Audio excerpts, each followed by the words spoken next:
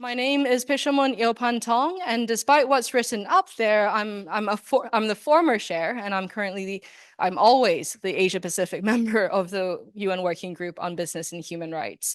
And today I'm joined by two of my esteemed colleagues who have flown from afar.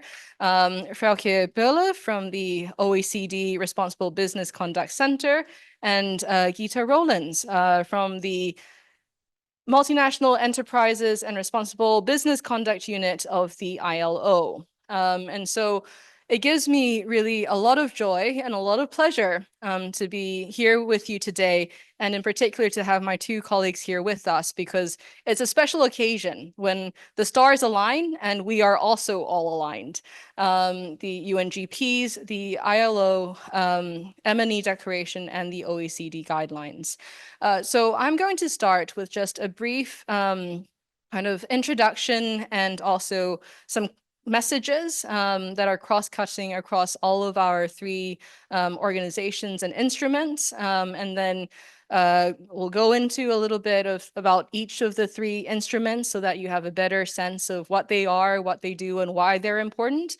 And then we'll focus really on the access to remedy component of all three instruments and how you can use these instruments to ensure that the cases that you might be engaging with or the issues that you're hearing actually receive attention from a remediation perspective.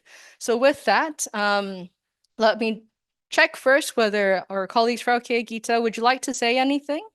Or is it okay? Not now. In that case, we'll move directly into the key messages from all of us.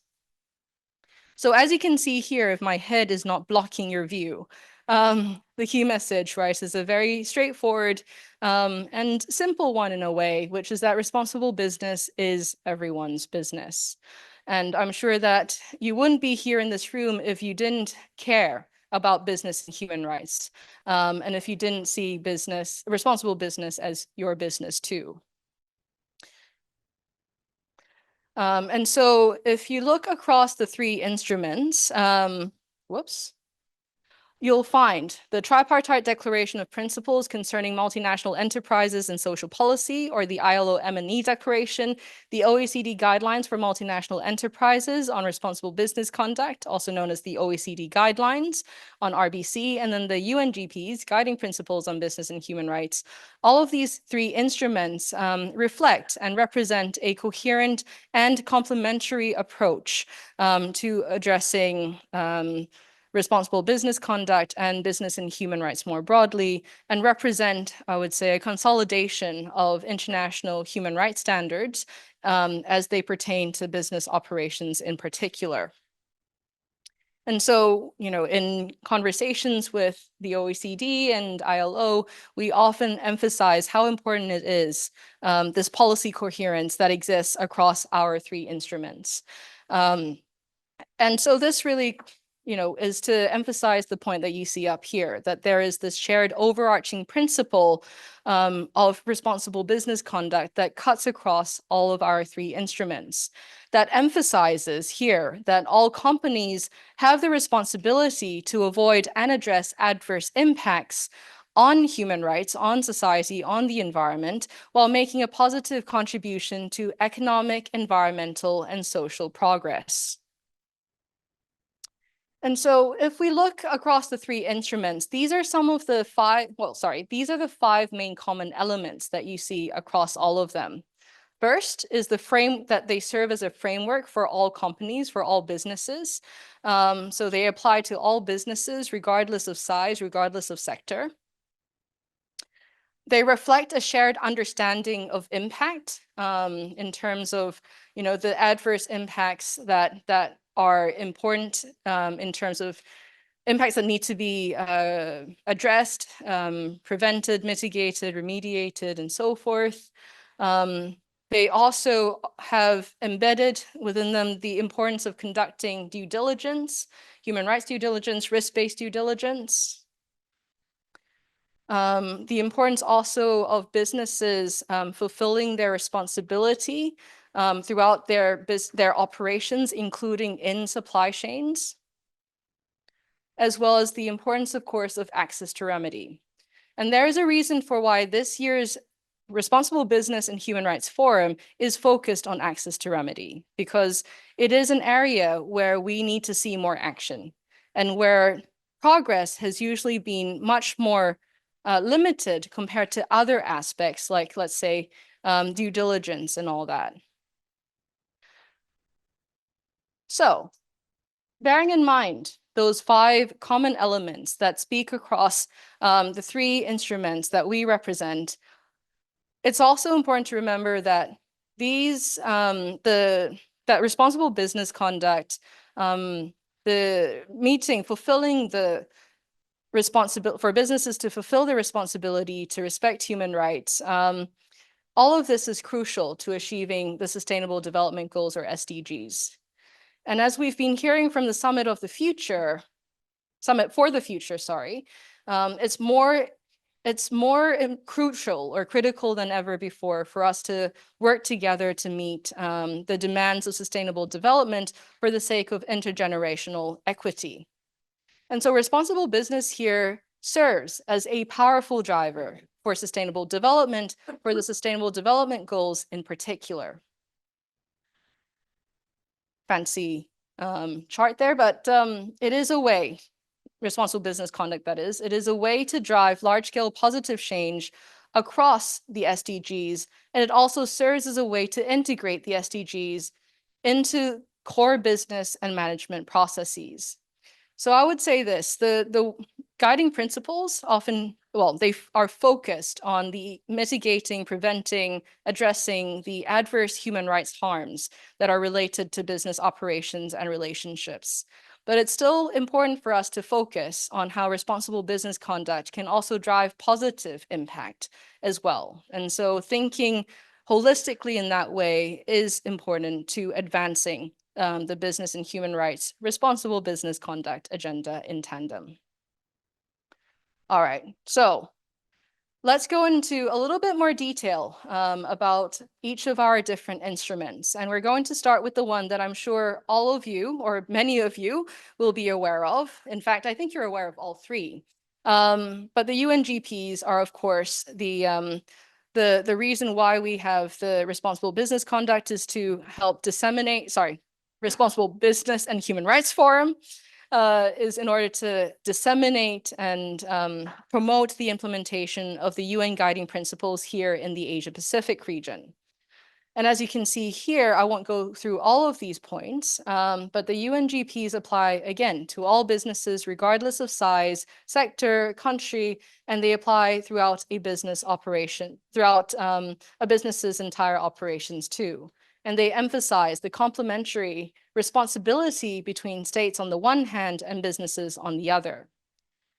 As most of you will know, the guiding principles were endorsed back in 2011 by the Human Rights Council. And so alongside the ILO MNE Declaration and the OECD Guidelines, they helped to set the global normative framework for responsible business practices. And so in light of that, the thing to note is that the guiding principles are, of course, voluntary in nature, but this doesn't mean that they are any less effective when it comes to standard setting and when it comes to promoting responsible business conduct in that way. The guiding principles are also comprised of 3 pillars. The first pillar being the state duty to protect human rights, the second being the corporate responsibility to respect human rights, and the third being access to remedy. And all of these pillars are equally important, but as I noted already, access to remedy is the one that needs a little bit more love, so to speak, because it is the one that has received comparatively less attention, certainly here in the Asia-Pacific region, but elsewhere as well. So I won't go into a whole lot of detail here, but I suppose it suffices, this is me having spoken too much perhaps today. So I'm going to reset myself and restate that sentence. It's probably enough for me to say that the UN guiding principles are incredibly important, especially at a time when we see a raft of measures, both voluntary and mandatory, coming out in relation to business and human rights. The guiding principles emphasize the importance of a smart mix of voluntary and mandatory measures at both the international and national levels. It emphasizes the importance of conducting human rights due diligence, as well as the importance of exercising leverage. And taken together, I would say that these can help guide us in terms of navigating what the expectations are in a in some ways, rapidly changing environment that states, businesses, and rights holders find themselves when it comes to implementing the business and human rights agenda. And so on that note, let me hand over to Geeta to tell us more about the ILO MNE Declaration. Thank you very much, Pichamon, and it's a pleasure for me to be here. And we try to do this as a dynamic presentation, so we will each be speaking about the instrument of the organization to which we belong. And so I will be speaking about the ILO MNE Declaration, the tripartite declaration of principles concerning multinational enterprises and social policy, which is an instrument that predates the UN guiding principles on business and human rights. You may know the ILO is a specialized agency of the United Nations, and we are particularly mandated to deal with the world of work. We are the only tripartite organization in the UN system, meaning that in our membership, we have governments, but also employers' organizations and trade unions in our governance structure. So everything that the ILO does and adopts is actually done in a tripartite way. So that's why our declaration is called a tripartite declaration, because it was adopted by governments, employers, and trade unions.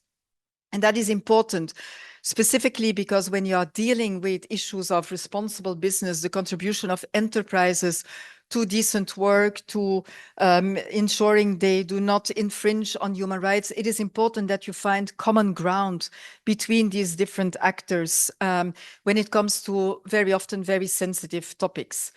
So the ILO MNE Declaration, I should say, was adopted first in 1977 and updated several times, most recently in 2022. And every time when the instrument is updated, it actually follows, at the one hand, important developments with other instruments, the OECD Guidelines, the guiding principles on business and human rights, but also looking at the new standards that have been adopted within the ILO. And the ILO, of course, is most known for its standard setting in the form of conventions and recommendations. This is a declaration, so it's a different legal instrument than conventions and recommendations.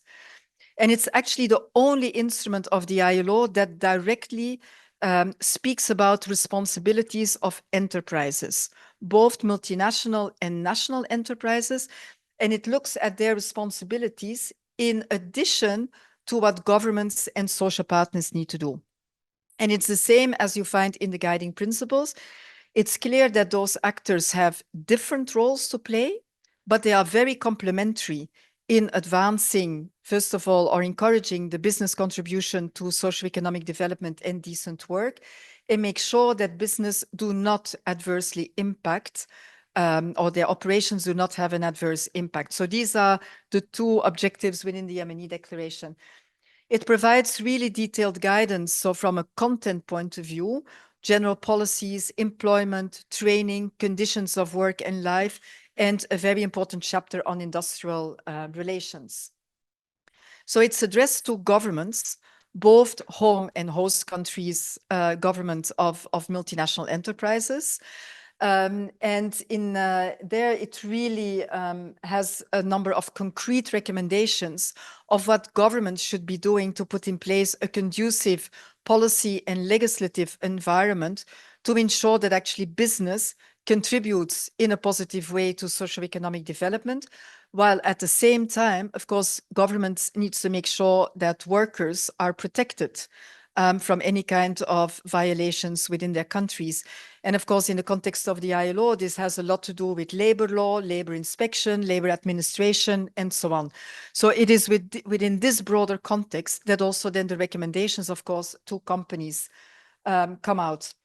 So, of course, as we said, we are aligned in our approach on due diligence. So it urges indeed enterprises to undertake due diligence throughout their operations, emphasizing in the MNE Declaration also the important role of consultations with stakeholders, affected stakeholders, including when you talk about labor rights, of course, the importance of consultations with trade unions or representative workers' organizations. But it also highlights the role of employers and workers' organizations because, of course, they are the entry points as well to go, at the one hand, to individual enterprises and individual workers. So there is the important role that they also need to play. And it emphasizes and stimulates the role of dialogue and consultations between all of these different actors that it addresses. So different from the guiding principles, I should say, we don't have the pillars outlining role of government, role of enterprises, and access to remedy, but it is within the content chapters that it talks a lot about how these actors also should be working together. Now, we also have operational tools in relation to stimulate, although it's a declaration, so it's not a ratifiable standard by the ILO. But still, we really promote it. We stimulate the uptake of the principles by the different actors through a set of operational tools. And the ones that are particularly relevant is at the national level, where we have promotion at the national level, and we do a lot on joint promotion at the national level, but also promotion through tripartite appointed national focal points, which is, I would say, the national mechanism to apply the principles of the MNE Declaration at the country level. The ILO also provides a lot of technical assistance in our member states across the world, including through development cooperation projects, where we also together in these development cooperation projects. And we have a number of specific tools, such as the ILO Help Desk for Business on International Labor Standards. That I would say is everything in relation to the promotion. Then we have a specific tool that is actually to stimulate and support company union dialogue. That, of course, is part of the bigger chapter on industrial relations within the ILO. It's a voluntary mechanism where a company and a union actually want to voluntarily come to the ILO. And as ILO, we support the dialogue between these parties by providing technical inputs when it comes to international labor standards that might be in the discussion between the union and the enterprise. It's a totally confidential process as well, but we will talk a little bit more about it in the access to remedy. And then the last element is the interpretation procedure, which is a more formal procedure before the governing body of the ILO. And this is my last slide. As I said, in relation to our technical support on the MNE Declaration, so the ILO has 187 member states, so we operate across the world. These are the countries that have appointed national focal points for the promotion of the MNE Declaration. It's a kind of new mechanism, so you don't see a lot of blue spots yet, but in Asia Pacific, it's Nepal and Pakistan that have appointed national focal points for the promotion of the MNE Declaration. Then these are the countries throughout the world where we are providing a lot of country level assistance, including through our joint projects, responsible business conduct in Latin America and the Caribbean. So you see a lot of blue countries in Latin America and the Caribbean in our joint project on responsible business conduct in Latin America and the Caribbean. Africa, we have a lot of projects as well on responsible business conduct and the promotion of the MNE Declaration, as well as in Asia Pacific. And then as an important element of what the ILO does as well is actually support national dialogues, bringing together government, social partners and companies to discuss very specific issues when it comes to labor and to respect for workers' rights. Of course, taking into account also due diligence processes, we do research studies that are then validated through these dialogues. And we also facilitate home host country dialogues. So these are the dialogues between the home country of multinational enterprises and the host country of where they have operations And we've conducted a number of them here also, or supported actually a number of them here in the Asia Pacific region as well. So this is to give a flavor of the instrument itself, but also how we actually put it into practice. And so then it's my pleasure to hand over to Frauke from the OECD. Thank you very much, Geeta, and a real pleasure for us to be here. And it cannot reiterate enough the importance of speaking with one voice across the international organizations on what are the expectations on responsible business conduct, in particular in this environment where there's a lot of growing attention to the topic, and there's so many different regulations that are coming. So allow me just to say a few words around the OECD instruments on responsible business conduct and how they differ from the previous two instruments that we just heard from. So the main instrument that we have at the OECD are the OECD Guidelines for Multinational Enterprises on Responsible Business Conduct. And in fact, this is the most comprehensive international standard on responsible business conduct because it touches on all the different areas where business operations intersect with society. So there's a chapter on labor rights and there's a chapter on human rights, closely aligned with the UN and ILO instruments, but we also have substantive chapters on other areas such as corruption, environment, competition, taxation, etc. And this is really important because it allows us also to take an integral look at responsible business conduct, because as you may know from your own experience, when we find adverse impacts of business operations wherever they are in the supply chains or own operations, many times they're interlinked with other impacts on environmental impacts, corruption impacts, integrity issues, etc. The guidelines are recommendations from governments to businesses, and they're addressed to all types of businesses, whatever size, in whatever sector, but also state-owned enterprises.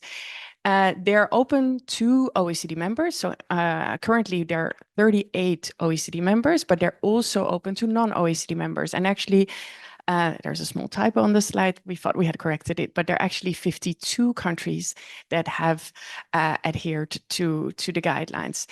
And what is quite unique about the guidelines is that it includes a unique implementation mechanisms, which are the national contact points for responsible business conduct. And they promote the guidelines in each of the countries that have adhered to them. And they also provide a grievance mechanism. And I will speak a little bit more about that in due course. What is also unique about the guidelines is that it includes this expectation of risk-based due diligence. Now, let me explain a little bit more about that, because the OECD has developed a lot of practical guidance on how to implement risk-based due diligence. So it's really a central pillar of responsible business conduct, and it's understood as the process through which companies identify, address, and mitigate potential and actual adverse impacts of their operations and throughout their supply chains. And what we've done in the OECD guidelines for the OECD guidance for responsible business conduct, we explain in very plain language what due diligence means in practice and what steps should be undertaken. And we have developed good practice examples and practical actions to help businesses implement this risk-based due diligence. And we have also an implementation process ongoing through multi-stakeholders where we are implementing these guidances. So the OECD has developed an overarching guidance on due diligence in 2018. And we also have sector-based due diligence guidances, because depending on the sector in which business are operating, risks may be different and the process may need to be adjusted. So we have guidances developed for the garment sector, for the minerals sector, for the agriculture sector, and also for stakeholder engagement in the extractive sector, and also for the financial sector. And all these guidances have been developed together between governments and stakeholders and unions and civil society. Now, allow me just to very briefly unpack the six-step frameworks of the due diligence as embedded in our instrument, which consists of 6 steps and which are you can find in each of the guidances. So the first step is for companies to embed responsible business conduct into policies and management systems. The second is to identify and assess adverse impacts in operations and supply chains and the business relationships. Then when impacts occur, the step 3 is to seize, prevent, or mitigate them. The fourth step is to actually track implementation and results of those actions undertaken. The fifth is very important, to communicate on how these impacts are being addressed. And sixth step is to provide for or cooperate in the provision of remediation when appropriate. And we'll dive a bit more into detail of that later in the session. Now, what is the role of governments? As I said earlier, the guidelines and the guidances that we have developed on due diligence are recommendations from governments to businesses. But what is the role of governments in these equations? Well, governments have a key role to play in order to provide an enabling environment for responsible business. And actually, last year at the OECD, we developed a new legal instrument to provide guidance to businesses on how to strengthen their role on responsible business. And it actually is built on a twofold premise. The premise being that on the one hand, governments need to make sure that there is a legal framework in place in each of the substantive chapters of the guidelines, and that framework is effectively enforced. And at the same time, governments have a key role to play in order to provide incentives to business and to lead by example on responsible business conduct. So what we've done with this new instrument is we started to unpack the role of government across 6 different areas with 21 guiding principles. And this instrument is very closely aligned with other OECD instruments in the field of public procurement, for example, state-owned enterprises, trade and investment, development cooperation. So we really take an overarching whole of government approach to this important topic of responsible business. And with this, I pass back to Pishamon for our deep dive on access to remedy. We can do some questions first, indeed, but thank you very much, Gita and Frauke, for those extremely succinct but also illuminating presentations on your respective instruments. So let's now take quick questions so that we can break this up a little bit, right? I can see one hand up already. I'll bring the microphone over to you. If you feel comfortable doing so, please do state your name, affiliation, and so forth. Thank you. My name is Iqbal. I am heading one of the subnational human rights institution in Pakistan. That's the Sindh Human Rights Commission. So that's a statutory body. And right to remedy is the key element of our mandate.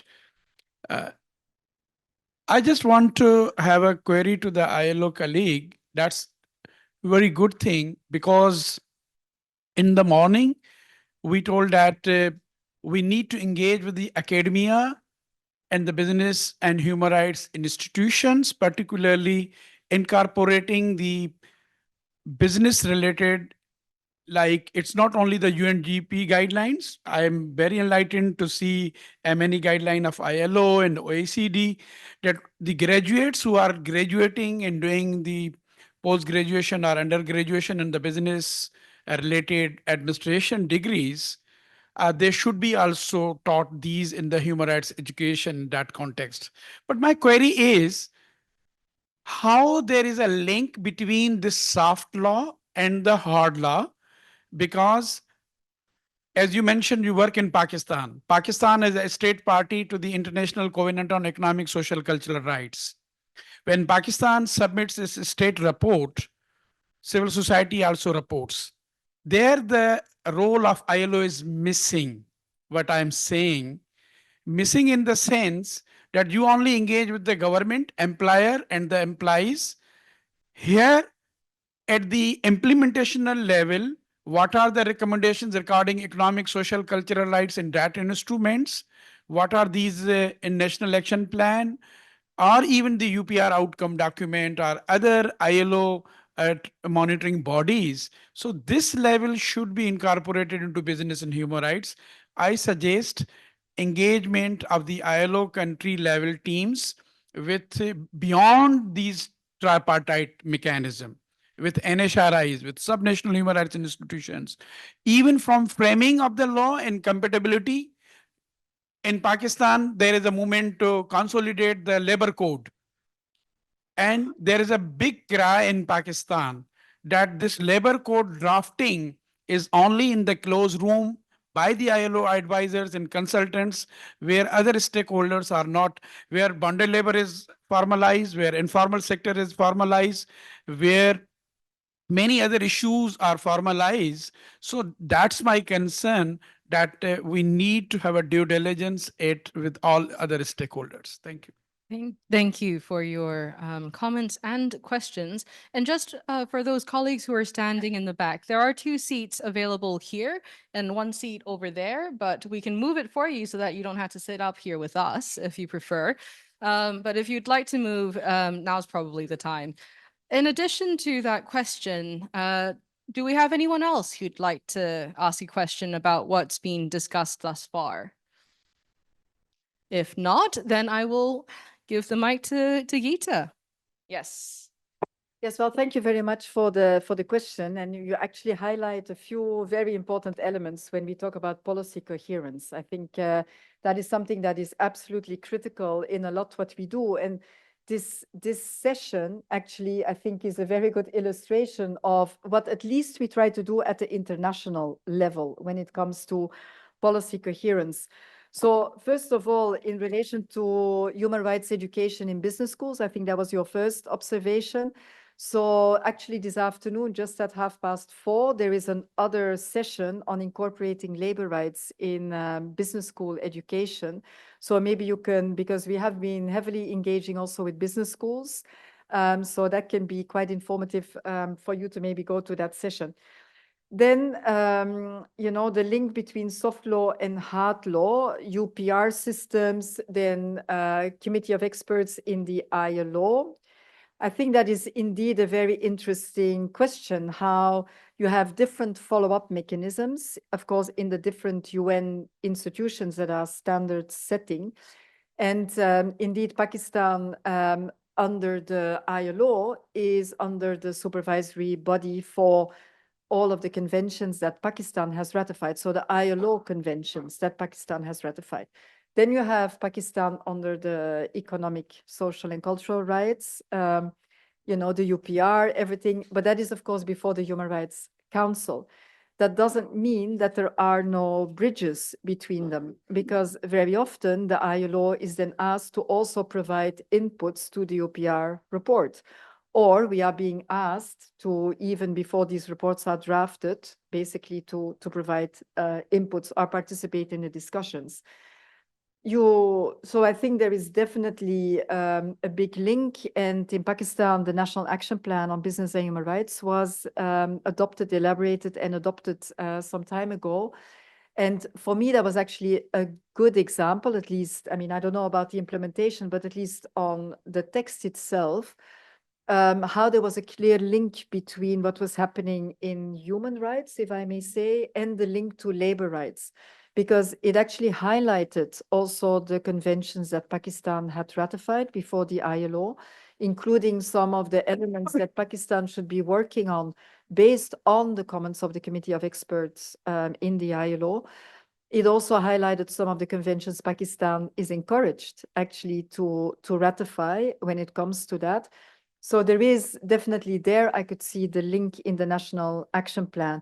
Also in terms of the consultations, it involved the consultations with a wide group of stakeholders, including also the Employers Federation of Pakistan and also several trade unions. So I think this is a little bit how the policy coherence should happen at different levels. We are clearly not there yet. I think we can say this. But the more that these kind of, I would say, expectations come from different stakeholders, definitely at national level, I think the more it actually allows to go in that direction. because we all support different ministries in a way in a country, or engage with different ministries in a country. So these national dialogues also I was talking about are very important to get the different ministries together at the table to discuss whether it's hard law or soft law, but it's get this interministerial dialogue going as well. Thank you. Excellent. Thank you very much, Raquel. Yes, two questions at the back. We'll collect three. We'll collect all three at the same time. I think I overestimated my ability to wait to run through the room quickly enough. Thank you so much. Thank you so much for such a great elaboration on what ILO is actually doing in Pakistan. My name is Saman and I'm from GIZ, Pakistan. I wanted to know, as in the session, the presentation previously, you were talking about the help desk. So is this help desk created already in Pakistan or not? Just a question on this. So actually the ILO Help Desk for Business on International Labor Standards is a global tool. So it is actually accessible for companies from around the world, and it is in relation to international labor standards, so the ILO conventions and recommendations. It is not a help desk in relation to specific national legislations. We don't deal with national legislations. So it is open to all stakeholders and primarily companies that when they develop their policies and they want to make reference to international labor standards in their codes of conduct or, their policies, and they have specific questions on what is meant by specific labor rights, they can contact the ILO Help Desk for Business. And we respond in various languages to that. It's also a very comprehensive website where we have actually all of the ILO tools for business that can be easily accessible, as well as a very extensive part is with questions and answers, because the ILO Help Desk for Business is operational since 2009. So we have been responding to several thousands of questions coming from companies, and we have reformulated those as general questions and answers on our website as well. But as I said, it deals with international labor standards. So what the ILO is in a way, responsible for, we are not dealing with national legislations. So the help desk is indeed promoted. The ILO Help Desk for Business is promoted in Pakistan. Pakistan has these national focal points for the promotion of the MNE Declaration, and particularly the Pakistan Federation of Employers has been quite active in promoting the help desk, the ILO Help Desk for Business. But it is very different from the help desks that we know are being set up in relation to specific legislations in a country like GIZ is establishing specific help desks when it comes to the implementation of the German Supply Chain Act, for example. It's a different scope of ours is international labor standards. Thank you. Thank you for the clarity. Thank you very much. My name is Zaki Ejaz. I am representing Federation Pakistan Chamber of Commerce as Vice President. The Federation Pakistan Chamber of Commerce is an apex body of the Pakistan. 70 main chambers, 25 small chambers, 25 women chambers, and 150 association APCCI is representing. So I will request that we can work with ILO, except already you have a focal person Pakistan. So this is my suggestion. Thank you. Thank you. And then there's the person in green. Yes, good afternoon, everyone. I'm Leda Celis from the Philippines. My comment is the three guidelines that you mentioned are really indeed guidelines, and you cannot reprimand companies for not following it for violation of the guidelines unless the state would put some actions by policies and laws. But how could you do that? If you are the state, how could you do that when foreign direct investments are very scarce and you need more investments coming in? You just cannot tell the businesses to stop your violation. And another thing, I saw some gray areas or double standards with the agreements because it says, as I read in some documents, that the liability of the companies who are into global value chain are not as much as those that are committed by the value chains under its partnership. Meaning the liability is not much of that company when the violation is committed under the supply chains. Okay, so what could be the remedy on that, especially when there are no unions that would protect the workers? And the last questions, I heard about the national contact points of the responsible business conduct. I'm interested to know how is it organized and how it operates. Thank you very much.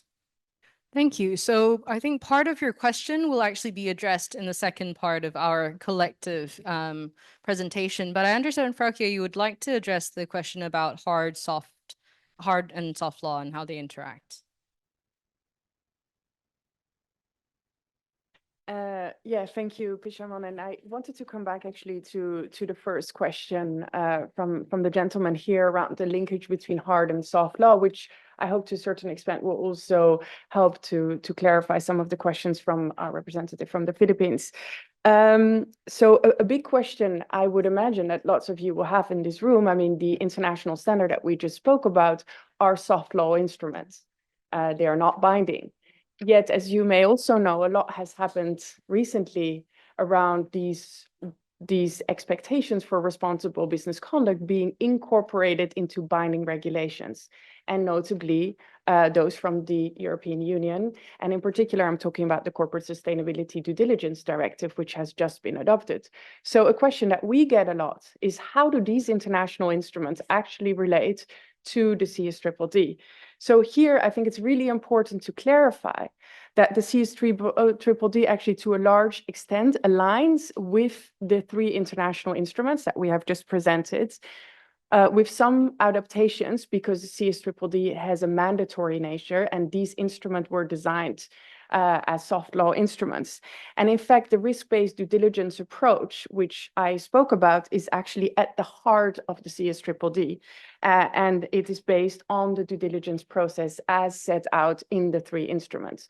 So in a nutshell, any company that is actually complying with the international instruments will be a long way in complying also with CSDDD. So I just wanted to make that point, as we get that question a lot. And it's really important that there is clarity for businesses around what the expectations are, and that there are not a lot of different instruments out there with different expectations, but there should be coherence, alignment, and predictability on what is expected from companies. Thank you very much, Frauke, for that, again, emphasizing the really important point that policy coherence is critical in ensuring that there is that clarity indeed. Geeta, did you want to come in to say a bit more? Yeah, I think an important element is also that there is not one single legislation that is actually important when it comes to the protection of rights at the national level, if I may say. It is really a combination of different types of legislation. And of course, when we talk about the protection of labor rights, as I said, labor law and not just the putting in place of labor law is important, but then also the implementation of labor law through labor administration, labor inspection at the one hand, but also working directly with enterprises on compliance. Because legislation is there and all companies are expected to comply with national law. Of course, you have labor inspection that from time to time needs to probe to see whether indeed national law is enforced, but actually compliance with national law is an obligation for all enterprises as well. So you see that even on those elements, there are, of course, a lot of things still to do to make sure that the protection that is actually being put in place at the national level is effectively implemented and lived up to by the different parties. And I just wanted to add also to what Frauke was saying on, soft law, hard law. Yes, there is indeed also the mandatory human rights due diligence initiatives that we see indeed happening there are other international discussions that are taking place in relation to, of course, a legally binding instrument. And I'm looking at Pichaman because of developments in the Human Rights Council, but also in other bodies, there are the discussions whether there is a need for an international standard in relation to that. But we also see these 3 international instruments in other policy areas, like in trade agreements and investment agreements. And of course, these are also legally binding arrangements between trading partners when it comes to trade and investment agreements. And within that, of course, you have the legal provisions into those trade and investment agreements, but you also see a reference to the 3 instruments to also promote, in addition, responsible business conduct. So you see this actually popping up, these 3 international instruments in other policy areas. Procurement, you also see this happening, public procurement, private procurement. You see this as well. So it's actually, although the instruments itself are soft law, you see them referenced in hard law areas.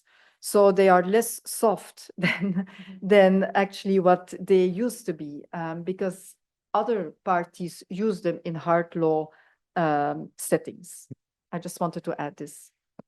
Oh, thank you very much, Gita. That was extremely helpful, those clarifications from both yourself and Frauke.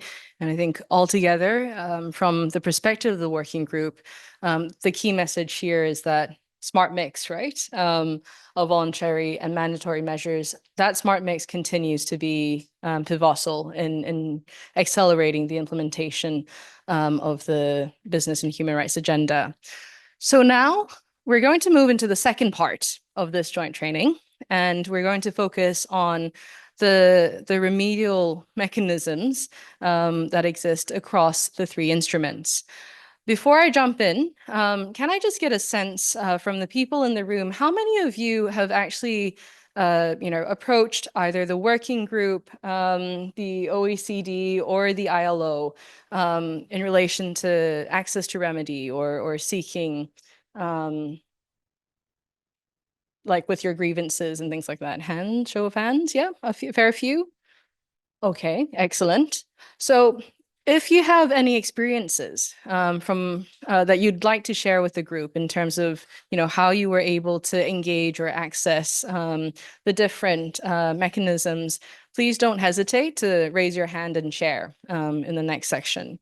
But let me go directly into this part, and not sure if everyone can see this, but the key message here is that when it comes to ensuring access to remedy, which is of great importance to all 3 international instruments, states are expected to take appropriate steps to ensure, through judicial, administrative, legislative, or other appropriate means, that when abuses occur within their territory and/or jurisdiction, those affected have access to effective remedy. And this is, taken from the UN guiding principles here. It's also the case that where companies have caused or contributed to adverse human rights impacts, they are expected to address these impacts by providing remedy, and they should also provide for, or indeed cooperate in, the remediation process through a legitimate process. So the remediation process needs to be legitimate. And this speaks to, yes, oh no, okay, it looks different. Sorry, I'm just surprised with my own slides. I was expecting an arrow somewhere, so I was a little bit confused just now. But it speaks to the effectiveness criteria, right, of the UN guiding principles. So if you look at Principle 31, there's a list of effectiveness criteria for remediation, for remedies. And I won't enumerate all of them here, but it's suffice to note, and that was the word I was trying to say earlier, that for a non-judicial grievance mechanism to be deemed effective, it needs to be legitimate, it needs to be accessible, it needs to be predictable, equitable. There are a range of those things, but that's the effectiveness criteria. And so we often emphasize that at the end of the day, remedies are effective if they have also taken into consideration the perspective of the rights holders affected in the first place. And so that's also very important to note. But across the three instruments, what you see is the importance of the different types of mechanisms that can allow for access to remedy, right? So you have state-based judicial mechanisms, state-based non-judicial grievance mechanisms, and non-state-based grievance mechanisms. A lot of words. But what that basically means, as you can see here, the first type are epitomized by courts, right? So they are central to ensuring access to remedy. State-based non-judicial grievance mechanisms, you can think of the OECD national contact points, which we're going to hear more about shortly. National human rights institutions can provide this function as well as environmental tribunals. And so they are important to complementing and supplementing judicial mechanisms. And then the final type, non-state-based grievance mechanisms, these are your operational level grievance mechanisms, what you see businesses put in place in order to address the grievances raised about their operations, including in their supply chains. We also see these in the form of international and regional human rights bodies, including the European Court of Human Rights.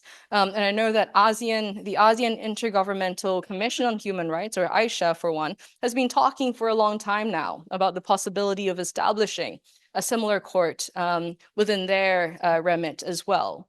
And so these are equally important because they can contribute positively to enhancing the speed of access and remediation, as well as contribute to reducing costs and extending the transnational reach of remediation as well. And so each of these different types of mechanisms serve slightly different purposes, but they are complementary, and they together constitute the kind of ecosystem of remedies that we need to see more active, I would say, in the Asia-Pacific region.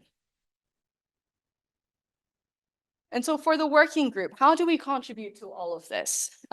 We have different ways in which we engage with stakeholders, with rights holders, especially those impacted by business-related human rights abuses. And this is just a list of the variety of mandated and non-mandated activities that we engage in. But the one that I want to bring your attention to in particular is the very first one here, which is our submission of information mechanism, also known as our communications mechanism, or more colloquially known as our complaints mechanism. Now, our mechanism doesn't have kind of a legally binding component to it, but it is, I would say, the main utility of our mechanism is that if you were to submit a case to us, a complaint, and we were to accept it, we would undertake a degree of investigation into the different corporate actors involved, for example, across the entire supply chain in some instances. And we would send letters to all of those businesses, whether they be investors or a parent company, as well as to the states involved, both host state and home state, seeking further clarity, seeking information on what they are doing in relation to the actual or potential human rights harm being alleged in that specific instance. And so I would say that our communications procedure helps to generate more awareness on specific cases that might otherwise not have received attention. It also helps to, in cases that we've seen so far, promote dialogue between the businesses involved in a specific case and other stakeholders and the working group, obviously. And it can also help to really just push certain processes through. So there have been instances where rights holders affected by a specific case have chosen to raise a case with us through our complaints mechanism, as well as through the NCP in tandem. And together that can have a really important and substantial effect on the course of things. And so I would say that our communications procedure is very useful and is not terribly complex to access as well. It really is the case of someone going to our submission portal for special procedures and then inputting the information as requested, and then basically send that off, and it'll come to the working group if it has a clear business link in terms of the issue or the harms alleged, or it could also go to other mandate holders, because we have a range of mandates within special procedures, ranging from the rights of indigenous peoples through to freedom of expression, for example. But the thing to remember is, if you are contemplating putting through a complaint through our mechanism, is that your complaint must not be manifestly unfounded or politically motivated. It needs to contain a factual description of the alleged violations or abuses of human rights. It must not contain language that is abusive, and it must be submitted on the basis of credible and detailed information, meaning that the complaint should not be exclusively based on reports that have been disseminated by the mass media. So it needs to be founded on, let's say, reports that have been written, or academic articles, for example. And it also, I would add here, that any complaint submitted through to us needs to have received the consent of the communities that have been impacted, if the source is representing the community on their behalf.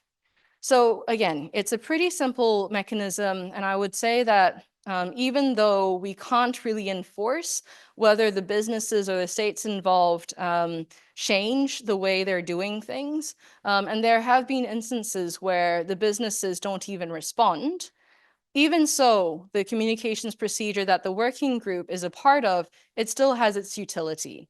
The vast majority of cases that we receive is actually from the Asia-Pacific region. It doesn't always concern Asia-Pacific companies. It could be companies headquartered in Europe, for instance, but the vast majority come from this region, which is a reflection of well, the awareness of business and human rights in this region, but it also reflects the gross human rights abuses that we see here as well.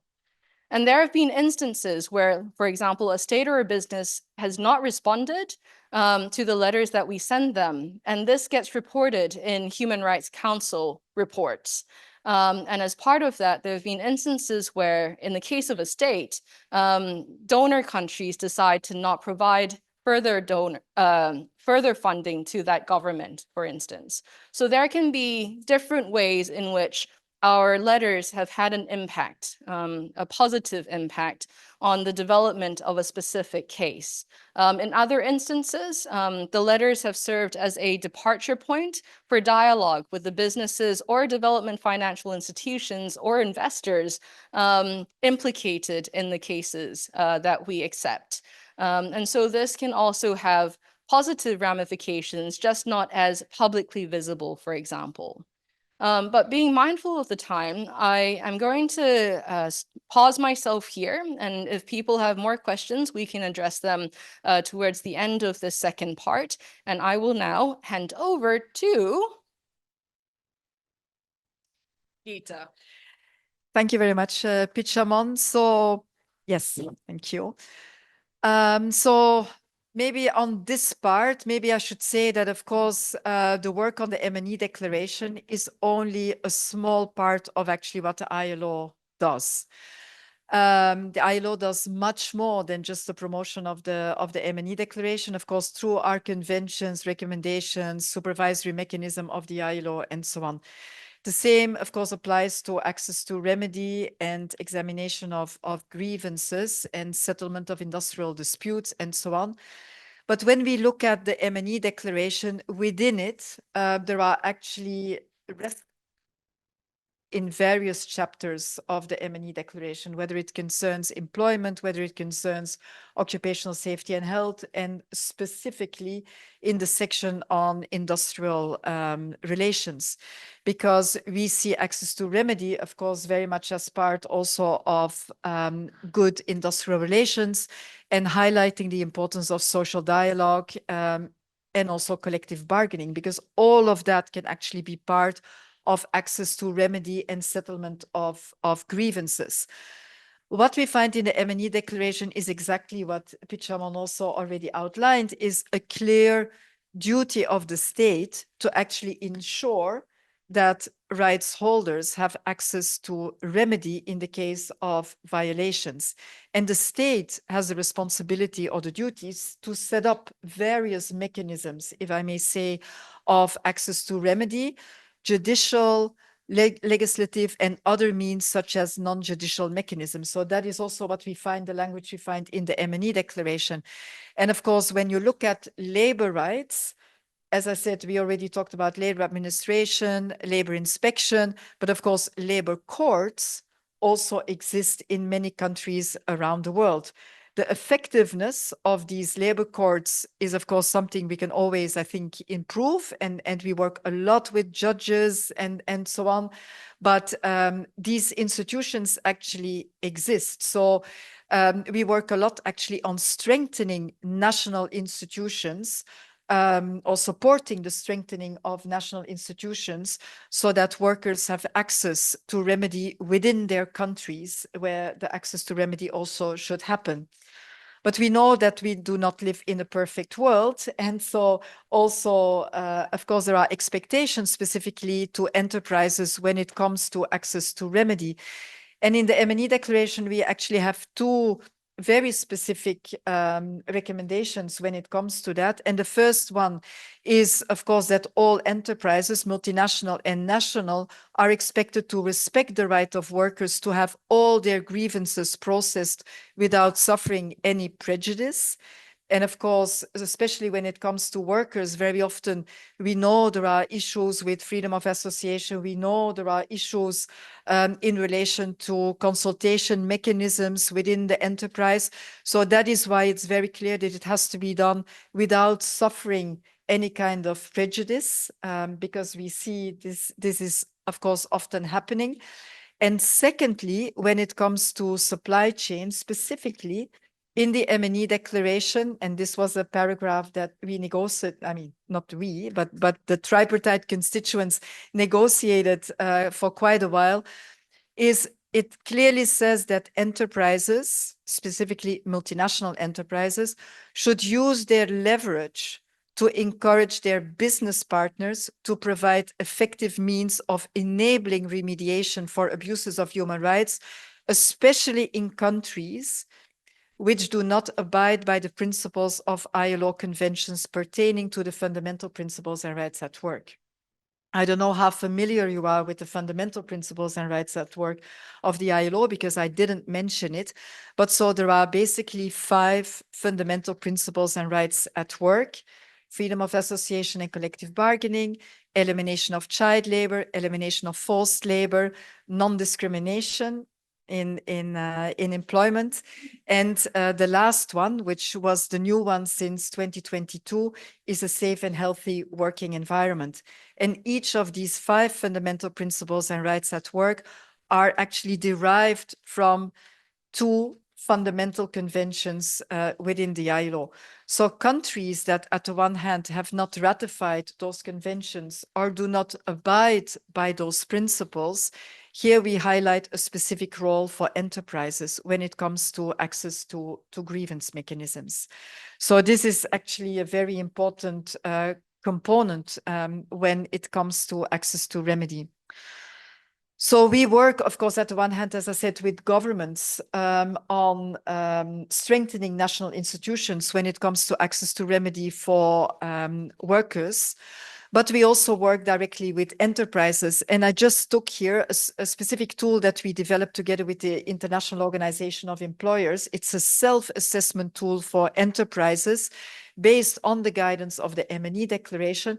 And within that, what we actually have as the text in the instrument is reformulated in the form of a question to the company, so that they can look at, do they actually have in place this kind of mechanism, first of all, for workers that are workers within their own operation, and secondly, what is it that they're doing when it comes to access to remedy for workers in their supply chains. And this self-assessment tool for enterprises, it's not companies reporting to the ILO. It's really, you know, a self-assessment tool for enterprises. But the whole idea is to make progress on all of these recommendations in company activities. So here, for example, then there are illustrative actions of what companies indeed can do in the area of access to remedy, very concretely, for example, collecting data on the number of grievances submitted by workers, the outcomes segregated by country of operation, for example. So looking at what is the number that they have received and what has actually happened with these grievances. So these are a number of elements. And then where I said, without suffering any prejudice, so here it clearly says the illustrative action that a company could take is establish clear safeguards against any kind of reprisals that a worker may suffer when it introduces a complaint within the company.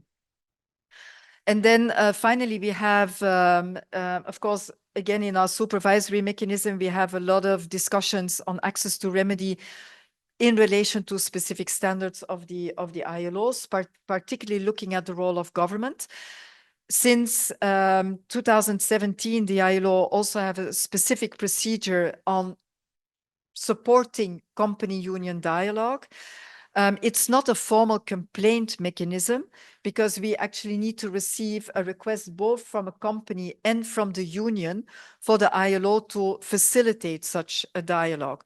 So it is not a formal complaints mechanism from a union coming to the ILO because we need to receive the joint request. And the reason why we need to have the joint request is because we want to make sure that both parties actually want to come to an outcome.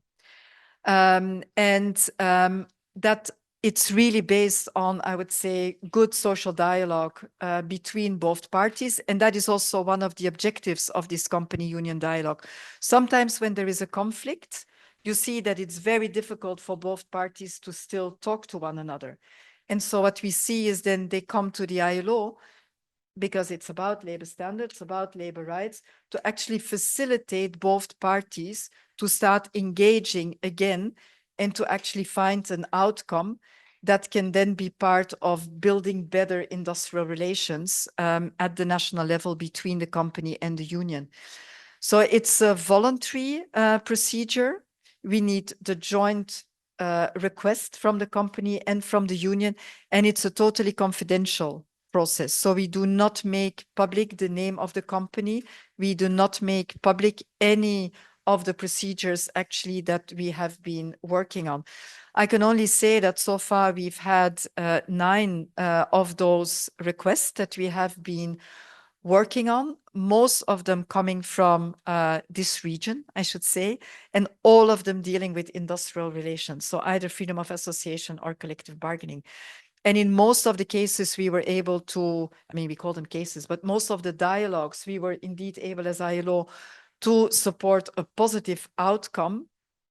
But for that, you need a very strong commitment, both from the management of the company and, of course, from the trade union to be willing to enter into a dialogue that will lead to a specific outcome.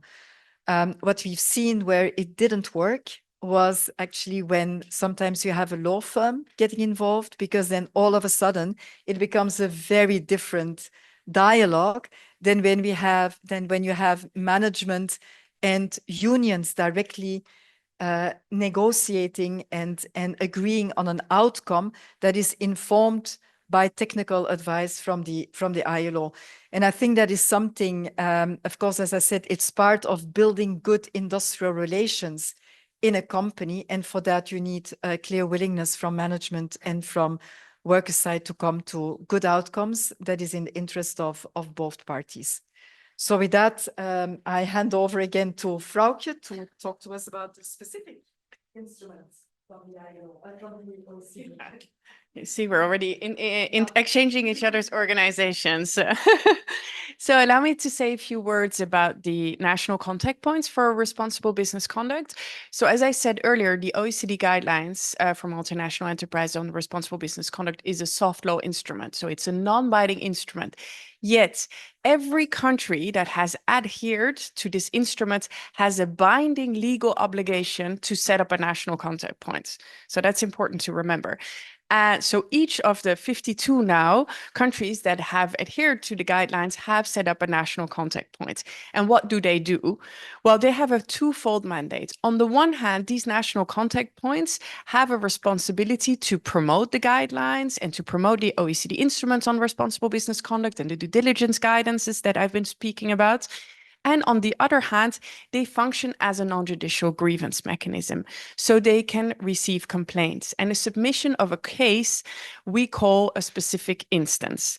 At the same time, the national contact points can also play a really important role in supporting government policy, because we see increasingly that the national contact points have actually started to play a really important role if we're looking at the development and implementation of national action plans on business and human rights and on responsible business conduct, for example.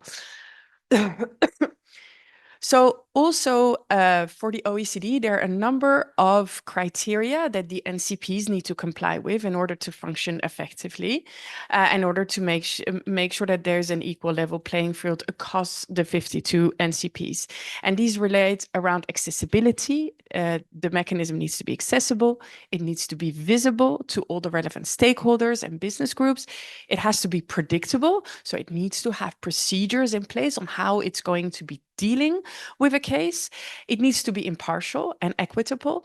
It needs to be transparent. So it also needs to communicate about once a case has been received and what has been the final outcome of that. And it needs to be accountable. And in terms of addressing the case, this needs to be compatible with the instrument, the OECD Guidelines for Multinational Enterprises. Now, allow me to dive a little bit deeper into the role of national contact points as a grievance mechanism, which is really quite unique. As I was saying, it's a non-judicial grievance mechanism, which means that the participation is voluntary and that the outcomes of the process cannot be legally enforced. The informality of the process actually helps many times to provide an opportunity to bring parties together and to possibly resolve conflicts in an easier manner. But the success of the process really depends on the good faith engagement of all the parties to the process, and in particular, the company. And allow me just to clarify that any aggrieved party, any community, any individual, any union, any human rights institution can file a complaint with a national contact point. Now, why should we care about these national contact points, in particular in Asia? Well, since 2000, national contact points have dealt with over 700 cases, of which 27% have occurred in Asia. And actually, this is the region, not any different from what my predecessors just told me, that has received most cases. This is actually quite curious because we only have 2 national contact points in the region, which are Korea and Japan. Now, why is this? Because national contact points have a global reach.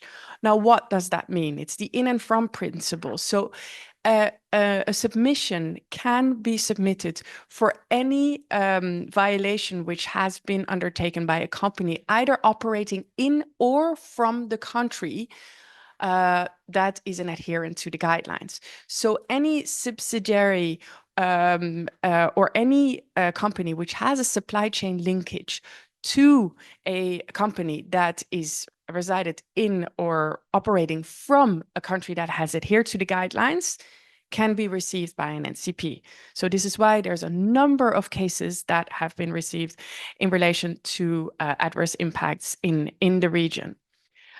So in a total of 105 countries and territories.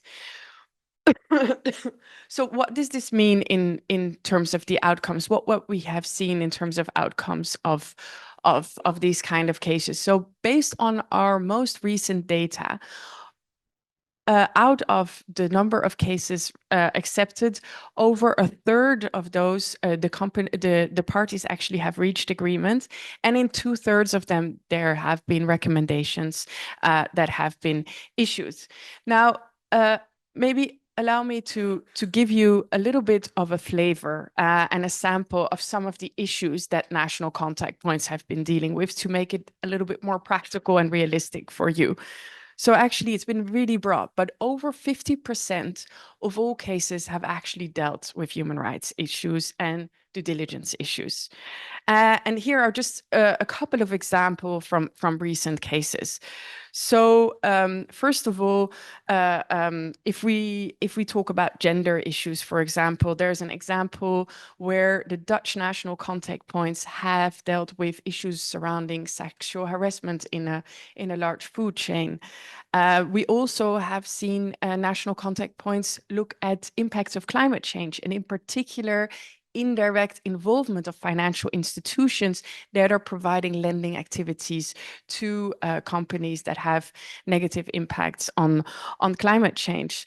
NCPs have also been involved in disaster relief. For example, the Italian NCPs have been involved in dealing with a case around a flooding of a Nigerian village by an oil company, but also the Brazilian NCP have been involved in the aftermath of the dam collapse in Brumadinho.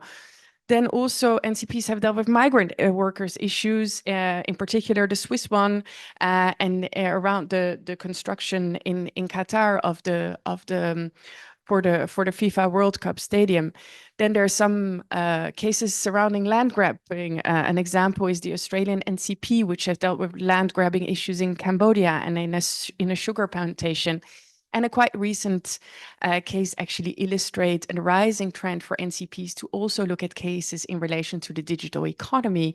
And there was a case where the Irish NCP has recently dealt with a case against a major platform and discrimination against the Rohingya people in Myanmar. So it gives you a bit of a flavor of the kind of cases that NCPs have been dealing with.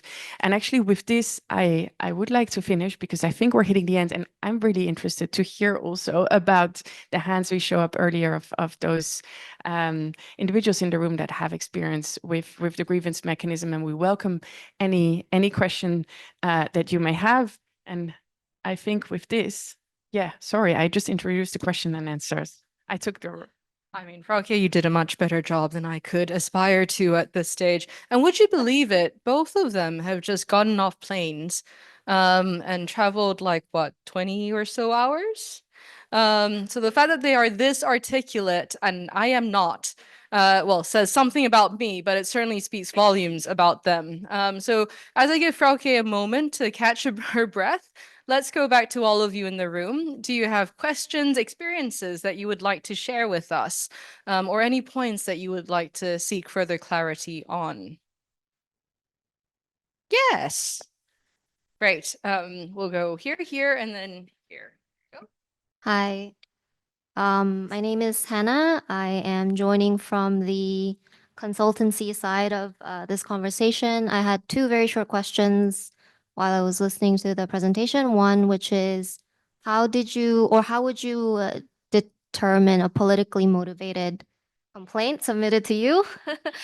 And secondly, would you guys recommend whether judicial mechanisms also be pursued in tandem as to allow that prescription periods do not expire? Yeah, hi. Hi, I'm Dr. Archana and I'm from Change Alliance, India. I have just wanted to understand about the non-state-based grievance. And so nowadays, a lot of brands are coming together and they are also providing, supply chain grievance redressal mechanism. Will it come under the non-state-based judicial grievance redressal mechanism or not? And second is related to state-based non-judicial systems where, for example, in India, we have Jharkhand government who has supported one organization to have the grievance redressal mechanisms, especially for the migrant workers. And they're working a lot with the that particular organization. That's a civil society organization and but supported by government. And the redressal is actually by the government of that particular state in India. Will that be part of state-based but non-judicial grievance redressal mechanism? Because you have given very limited examples, so I thought, let me ask.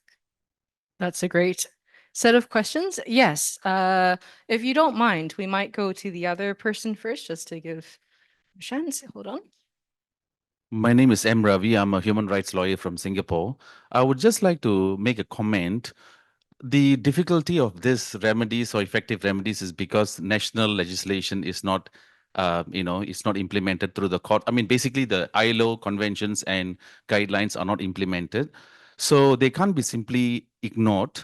So I think there is also some momentum developing in the region, and wonderful jurisprudence emanating from Australia, where the courts are not just saying that, oh, ILO convention is conflicting with domestic legislation, so the domestic legislation triumph over international law. But there's a growing momentum towards incorporating when countries have signed these treaties, and it can't be like 50 years you don't implement. So there is a commitment coming from courts as well, and we as human rights lawyers should work with NGOs and other organizations to push that through the courts. Thank you very much. And then final question for this round. Let's go to you. Thank you. Just supplementing that, in case, apart from case laws, we have one window with the legislative bodies as well. And around the world, on the pattern of the Parliament and Human Rights, the guideline of the Office of the High Commissioner of Human Rights, in my country recently, we had produced a toolkit for the parliamentary bodies how to engage on the business and human rights.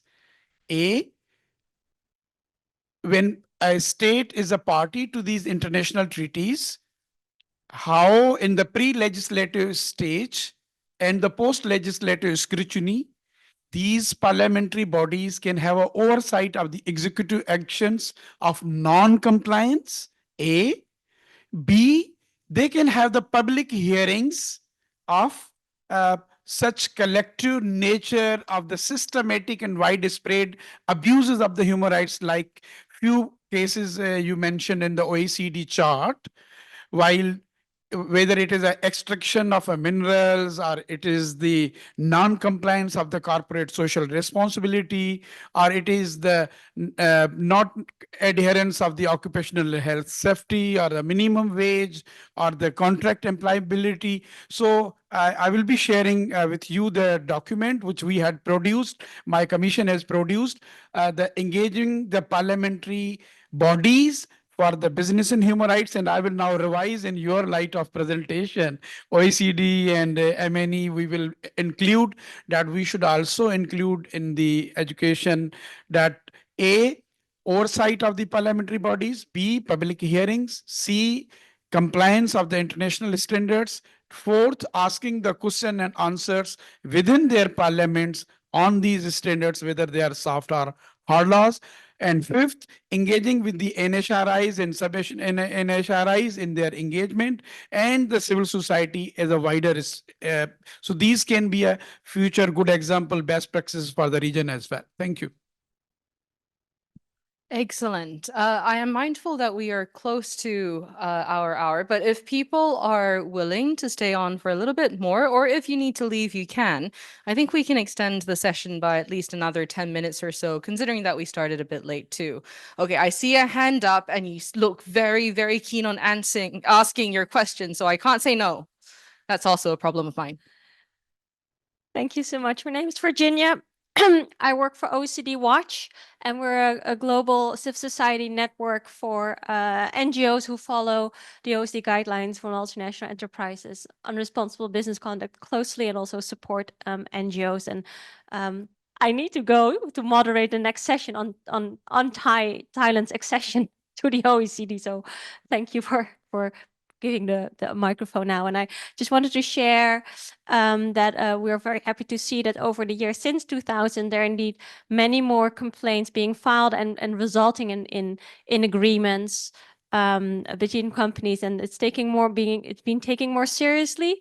We nevertheless really feel that for victims on the ground, remedy is still rare, as many of the agreements are still on policy level, which is great that more human rights policies and due diligence policies are being developed also as part of mediation that results from OECD guidelines complaints, but there's still we feel work to be done also by the governments here in Asia, but also in other countries where there's still the functioning of NCPs that varies between NCPs. I know the OECD is working very hard to improve that. And so for all of you who want to know more about filing complaints from a civil society perspective, you're welcome to reach out to OECD Watch, and we're always happy to advise. Fantastic. Thank you for that comment and good luck with your session. Please tell me what the outcomes are. I'd be curious to hear. Okay, we'll now come back to our speakers, myself included, as people gradually exit the room. And as they exit, let me address the very easy question of how do you determine whether something is politically motivated or not? How is it? Well, actually, I'm just going to keep it really simple here. And my answer may or may not be useful or instructive in any way, because my answer will be, it's pretty obvious when they are. I won't give you a specific example in this instance, but I would say that, look, if you do your own due diligence in a way, right, and you look into the case, you triangulate the information, you speak to concerned stakeholders and rights holders that are involved in that specific case, it becomes quite clear almost immediately whether there is enough, data that creates a solid evidence base for the credibility of the allegations put forward in a specific complaint that we receive. So the politically motivated ones, not as much, and they tend to be more spurious allegations in that regard. But we do our own due diligence in that way to ensure that the cases that we do accept are not just based on spurious grounds that don't really have an evidence base behind them. But I know Frauke has a point to make, so let me turn to you. Thank you very much, Pishamon, and thanks to all of you for all these interesting questions and comments. Unfortunately, time is short, but there are a couple of points that I wanted to make in reaction to some of the questions and comments that were raised.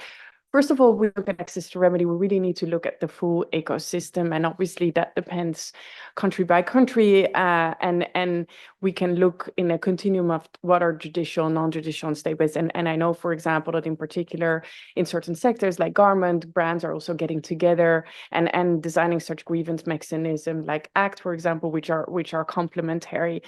And in and of itself, I think it's really important to clarify that if we look at the role of the state and the government in terms of responsible business conduct, setting in place an adequate judicial mechanism and enforcing the international instruments effectively in national law is a primary responsibility. If that would be perfect, we wouldn't need all these other mechanisms.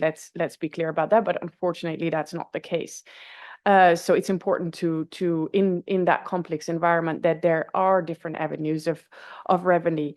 I want to also mention that the national contact points in many countries actually have a very similar mandate to national human rights institutions. I know there are some of them in the room, and actually I wanted to let you know that actually increasingly NCPs and NHRIs are actually working together, and there's actually a memorandum of understanding globally that exists between GANRI and the NCPs to work together, and there are some very specific examples of good practice cases where these bodies have worked together, which have actually come to very good outcomes. If you want to learn more about it, don't hesitate to get in touch. I also wanted to let you know, I mean, the colleague from OECD Watch, we work very closely together. I could definitely recommend that you reach out to her if you have any interest in knowing more about the complaints filing process. Thailand and Indonesia are both OECD accession countries, and they will need to become adherents to the guidelines and will establish an NCP also. So that will also change the remedy landscape in the region. If you want to learn more about the NCPs, we actually have a session this week on Thursday at 10:30 with my colleague there, Kate Wilson, where you will hear much more detail about the NCP process, and you will hear from complainants and also submitters and companies. So I think that's going to be really, really interesting.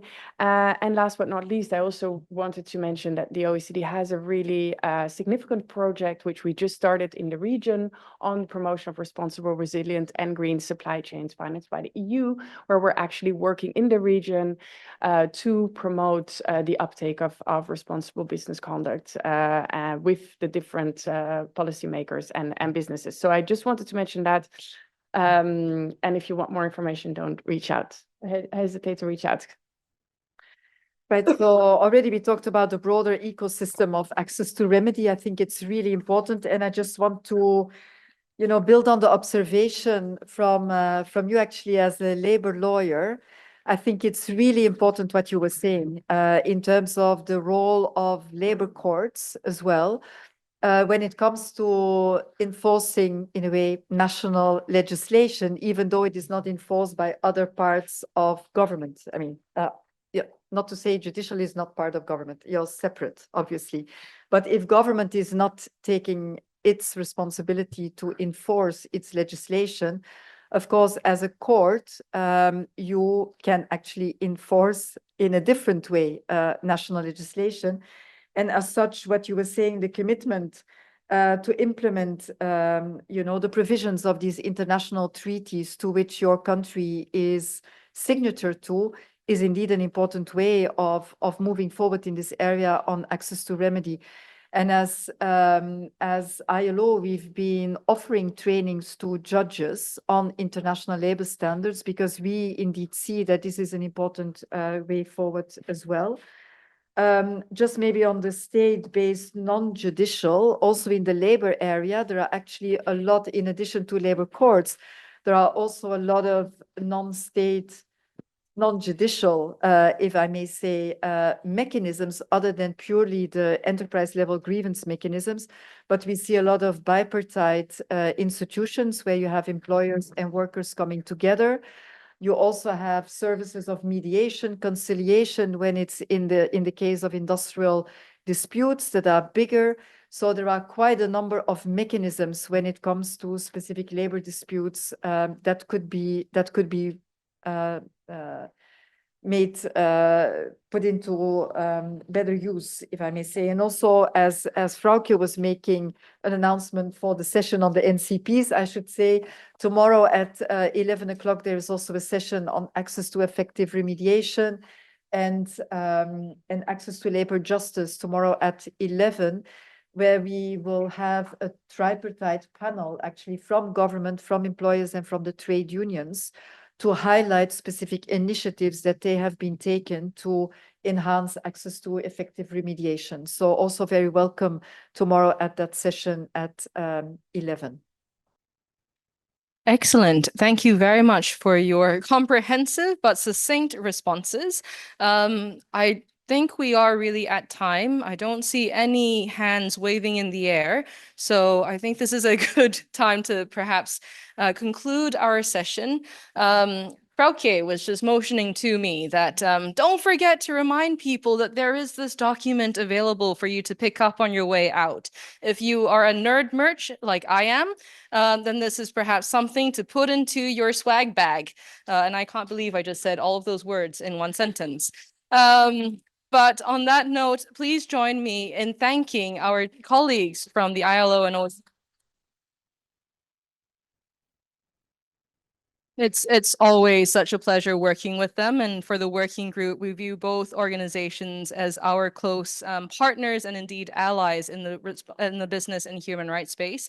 And of course, thank you to all of you for joining us, for staying with us. And I don't think I see any colleagues at the back anymore, but there were a few who were sitting on the floor. So the dedication is palpable, and we deeply appreciate your time today. So thank you very much. And please do come and speak with us if you see us roaming around the UNSCAP building.